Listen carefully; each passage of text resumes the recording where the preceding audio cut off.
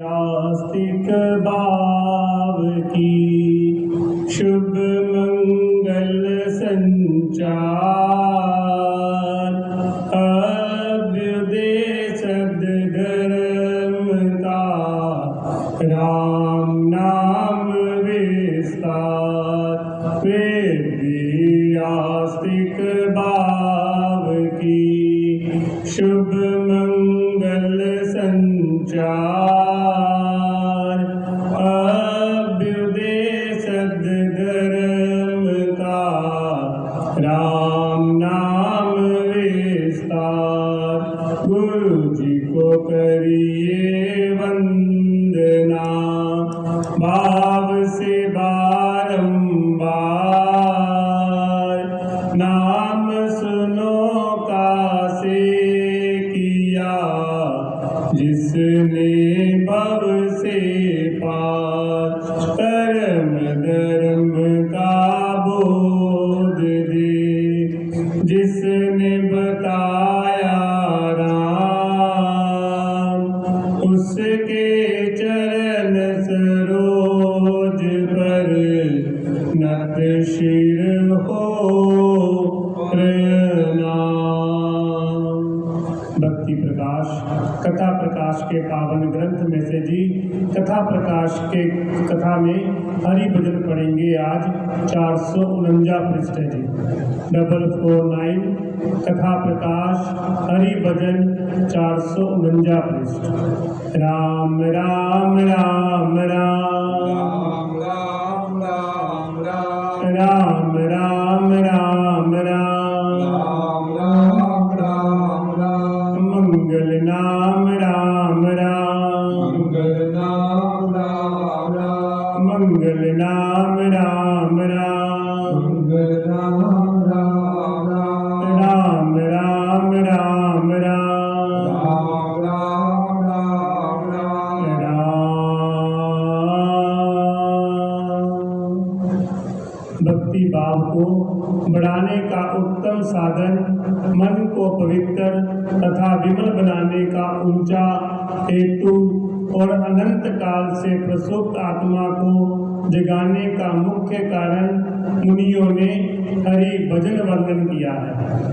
भगत जनों ने इस सर्वश्रेष्ठ साधन से मन के समाधान को प्राप्त करना बहुत ही सुगम माना है।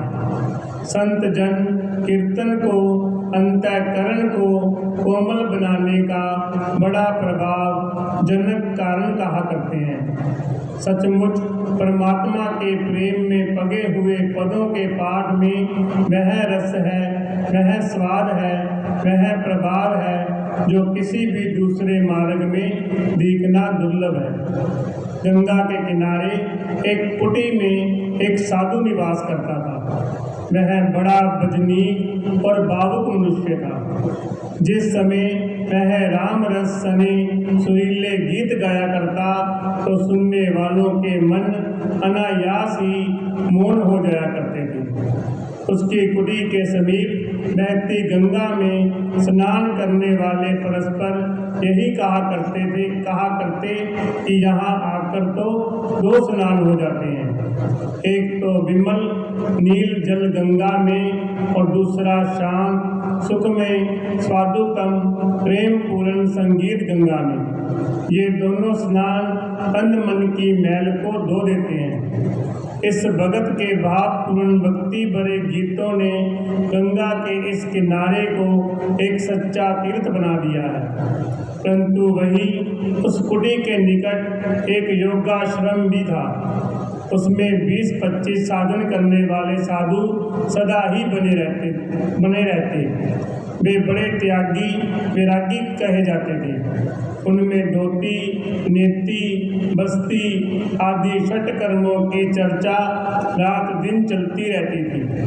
वे आसन मुद्रा आदि सभी कठोर कर्म और प्राणायाम आदि सर्व क्रियाएं साधते रहते थे। उनमें खान पान के बड़े कड़े बंधन बरते जाते थे। वे प्राय कृष्णकाय, उत्साहहीन, निराशाग्रस्त, उदासीन और निरुद्यमी से बने पड़े रहा करते थे। उनमें कौन कितना ऊंचा योगी बन गया था यह तो भगवान ही जानता है, परंतु उनके घी की, दूध की, बादामों की, तेल की और खिचड़ी माठे की बातें तो उस ओर आने वाले सभी जन जानते थे। वैसे वे सभी महात्मा माने जाते थे, परंतु उनमें से किसी के पास बैठो तो वह सबसे बड़ा सिद्ध अपने आप को ही कहता था।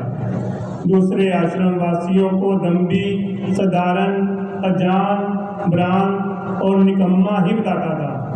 एक बात उन सब साधकों को अखरती थी। जो उनके निकटतर कुटी में एक वजनिक साधु का निवास था, उनके आश्रम में जो भी आता उसी के आगे सब उसकी निंदा किया करते कि वह किसी से पैसा धीला तो नहीं लेता, परंतु है निरा अज्ञानी। कभी तो तंबूरा लिए गला फाड़ता रहता है। वह हमारे साधनों में बड़ा भारी विघ्न बना बैठा है। रात दिन हरि गीत ही गाया करता है, हमारी वृत्ति को जमने ही नहीं देता। इसको यहाँ से निकलवा देना चाहिए। वह योगाश्रम जिस सेठ के धन से चलता था, उसका व्यापार लेन देन का था। वह निर्धनों से बड़ा कड़ा सूद लेकर पूंजीपति बना था। उसने कचहरियों में ना जाने कितने किसानों के घर बार, भांडे बर्तन, कपड़े, कंबल और पशु तक लेकर उनको निरंतर पेट बनाया था।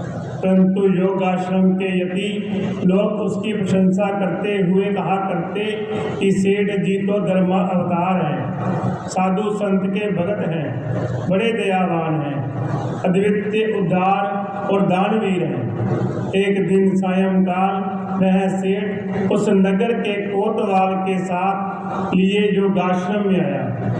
उस समय अभ्यासियों ने अपने पालक पोषक की प्रशंसा पेट भर की और उसको कहा, सेठ जी, आपकी उदारता तथा दया से हमारे सारे साधन ठीक निभ रहे हैं। परंतु पड़ोस में एक गाने बजाने वाला साधु आकर टिक गया है। वह बड़ा विघ्न बखेड़ा बन रहा है। सायं प्रातः हमारे साधनों के समय वह तंबूरा लेकर गाने बजाने लग जाता है। हमारे ध्यान में वह बड़ी बाधा डालता है। एक वृद्ध अभ्यासी ने कहा, वह तो आधी रात तक सुर, तुलसी आदि के गीत गाता रहता है और बीच में नाचने भी लग जाता है। ऐसी बात सुनकर सेठ ने कहा, बहुत अच्छा, मैं अभी उसे वहाँ से उठवा देता हूँ। वह सेठ यहाँ से उसी समय उठकर कोतवाल सहित उस साधु की कुटी पर गया तो उस समय वह तंबूरे के साथ सुर मिलाकर भक्ति प्रेम से हरि गीत गा रहा था। उसकी दोनों आंखों से प्रेम बिंदु छम छम बरस रहे थे। वह भक्ति रस में गदगद हो रहा था। वे दोनों भी प्रेम में ऐसे मगन हो गए कि सोने के समय तक एकाग्र मन से हरि भजन सुनते रहे। वे देश काल दोनों को भूल गए। जब उस साधु ने हरि भजन समाप्त किया तब वे दोनों वहां से निज गृह को चल पड़े। मार्ग में उन्होंने परस्पर कहा कि यह साधु तो सच्चा योगी और पूरा सिद्ध है। इसके भजन गीत में ऐसा प्रभाव है कि सुनने वालों के मन आप ही आप स्थिर हो जाते हैं। इसके संगीत में कोई ऐसा रस है कि सुनने वालों की वृत्तियां भी लय हो जाती हैं। आज जिस समय जो एकाग्रता, जो समता, जो शांति और जो लीनता हमने अनुभव की है, वह वर्णातीत और आश्चर्य रूप है। राम राम राम।